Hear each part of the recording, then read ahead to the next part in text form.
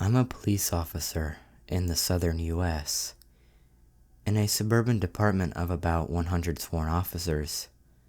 I work in a college town. I've been on about 10 years now, made sergeant 4 years ago, but at the time of this story, I was just 2 years on, working night shift patrol. I've been lucky that not a lot has affected me, mentally anyway, during my career.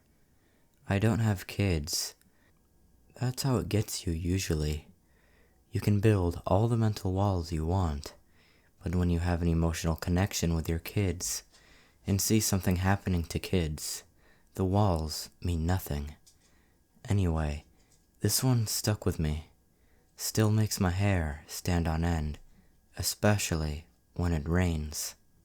It was September, just after midnight. I get put on a call of shots fired.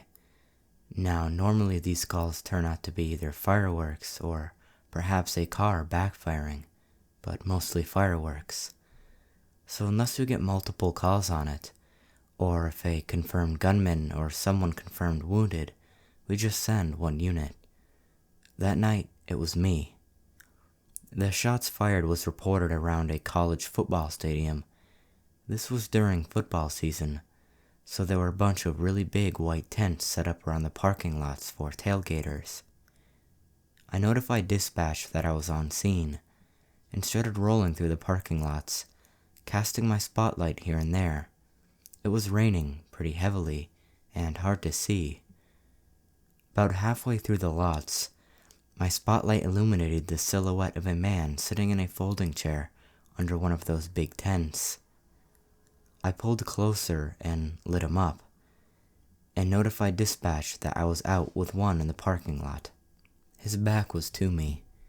He appeared to be hunched forward, as if his elbows were on his knees and his head leaning forward. I walked towards him and started calling out to him. I can't remember exactly what I said, but something like, "Hey man, you okay? You heard anything strange? Can you come talk to me?" He didn't move or answer. As I drew closer, I lit him up with my flashlight. I then noticed the outline of a shotgun on the pavement next to him. Combined with him not answering, and the nature of the call, it was enough for me to break leather and have dispatch hold the channel. I kept calling to him as I approached, asking him to show me his hands, etc. 30 feet, 20 feet, 10 feet. My handgun, Glock Model 22, has a Streamlight TLR-1 light on it, so I had him lit up. 6 feet, under the tent with him, 5 feet, 4 feet. I close on him, come around to the front of him. Shotgun suicides are difficult. Often if they put the barrel under their chin, the blast from the barrel will blow the gun out from under their chin before the shot even hits them. There was a guy in my hometown that succeeded in a shotgun suicide, only because he did it in front of a pond. Put the barrel under his chin and pulled the trigger. Only managed to blow his face off. Coroner said he probably ran around screaming through the hole that used to be his mouth before he drowned in the pond. This guy succeeded. Blew his head clean off. You do this job long enough, you notice funny little details. His elbows were indeed resting on his knees. It was as though he blew his head off, set the shotgun on the ground next to him, and then leaned forward and rested on his elbows on his knees, to think about what he'd done.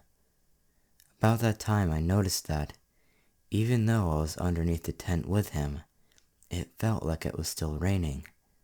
And then I looked up. This is probably the creepiest, most unexplainable thing that has ever happened to me. I used to work overnight as a security guard at the local port.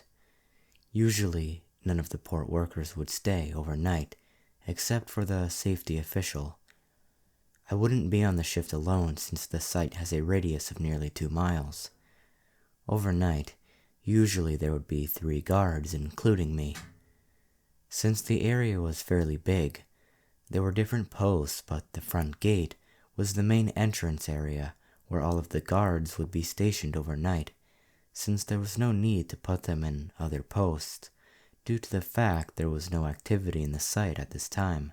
The veteran guards that have been there for years would often say that the site was haunted, given the fact that there have been accidents and deaths that occurred in the area a long time ago. I was aware that people died there due to freak accidents, and I do believe in angels and demons since I'm actually a religious person, but I always thought that the superiors were just messing with the new guys. I would work 5 to 6 nights out of the week, and for the first few weeks, I never really saw or heard anything out of the ordinary, except for maybe a few questionable creaks, and would see a few misplaced objects while doing my patrol rounds, but nothing too crazy. Just to describe the setting to you, this is a fairly big site, and on occasions, when there were big projects being constructed at the port, the workers would sometimes stay overnight. Due to the fact that there were times where port workers were required to stay at the port for a few days, there's a gym in the site for their convenience. This gym is fairly old. In the gym there's a sauna, weights, and even a racquetball court. If you don't know what a racquetball court is, it's similar to an indoor tennis court, with thin plastered walls and thick glass doors. Usually on our patrol rounds, me and one of the other guards, Mike, would stop by the gym and play a few rounds of racquetball before returning back to the front gate. On one of those nights, me and Mike decided to hit a full workout instead of playing racquetball in the cage. This is around 2:30 a.m., and the entire building is so quiet you can hear the electricity running through the lights. The air conditioner is off, and so is everything else. The only thing that's running are the lights. 15 to 20 minutes into the workout, we hear a loud thump. We crossed it off as nothing and continued working out. Then after a few minutes, we heard the loud thump once more. At first we thought it was our lieutenant, which could have been walking around, but then we radioed him and he gave us his location, which was front gate. We tried thinking logically on what could be making those thumps on the wall. They were coming from the court on the other side.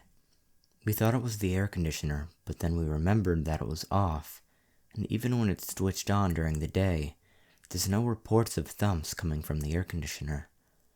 After a few more minutes, the thumps started occurring, one right after the other. We were very creeped out at this point, but what we were about to witness still scares the absolute crap out of me till this day. We started to approach the other side of the gym to where the glass door was. We turned on the flashlight and aimed it towards the clear glass door, and I got chills all over my body, and I started tearing so much out of fear that I was about to cry. We saw one of the balls rolling slowly by itself inside the court, but there was no one in there. So that means the loud thumps were the balls mysteriously being tossed against the walls, as if someone or something was playing inside the cage. We were both so confused and frightened to how this was really happening. We couldn't make sense of any of it. We were so scared we started yelling and running away, because we knew that there was probably something evil toying with us right there. As we sprinted full speed back to the front gate, the lieutenant saw us and asked why we were tearing and running in a ridiculous manner. We told him what we had witnessed, and his facial expression scared us even more. He then said, "That's why there's always guards that quit often. There's something evil in the area, and it's not the first time that something bad has happened here." He then showed us security footage of dark figures and shadows literally passing through the office areas, and lights mysteriously switching on and off. Till this day, I still get chills recounting my experience with my friends and family, and I'm even getting chills right now as I'm typing this. I had never had a real encounter with the supernatural until that night. Many say that it was a demonic presence messing around. Others say it was a ghost of a dead person who died in the area. I don't know what it was, but I didn't last long in the job after that. There were other experiences, but I'll save that for a later time. I'm a graffiti artist. Before you judge me and say I'm a bad person or whatever, hear me out. I work on my pieces in my city, Birmingham in the United Kingdom. This happened a few weeks back, in the east side of the city. There's a canal that runs through the city, which is naturally full of tags and graffiti pieces, and it's a pretty quiet spot. But certain parts of it are visible to the public.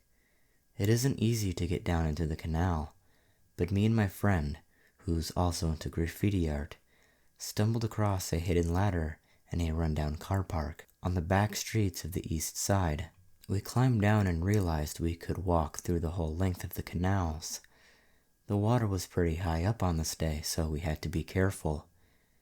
After about 30 minutes, we had painted over old, ruined pieces of graffiti, created new tags, and just generally had a good time. That's when we noticed the man standing on the other side of the water. At first we were startled, throwing our cans back into my backpack and getting ready to run, as we thought we were about to get caught. However, the man just stood there. For a long while, I stood watching him as he stared lifelessly at us. It was pretty unnerving. The guy had to be about 40 years old with gray hair, but he was standing so abnormally. His legs parted evenly, and his arms parted from his body at his sides. He didn't move, he just stared. I looked at my friend, who I'll call Josh for this story, and he looked back at me. By the looks, unnerved. He decided to shout, "Hey," at the man, and then, "You alright, buddy?" At first I thought this was a bad idea, but I just let it happen to see the man's reaction. Nothing. He just stood there, like a mannequin. We were pretty shaken up, but we just said to walk further along the canal and continue painting. About an hour later, we'd pretty much forgotten about the whole thing. We were now down to our last 2 cans of paint, so we were about to call it a day. Then I stepped back to see what we'd created. Just then, I noticed the same man from before, standing in the middle of the dirty canal just staring lifelessly at us. I was so surprised to see him that I dropped my can into the canal and turned to face Josh. He noticed the man too. The man took the first step we'd seen him take all day, towards us. We dropped the cans and sprinted across the path back to the ladder. We pretty much ran all the way back to the city center, where we caught our breath and tried to figure out what the heck we just experienced.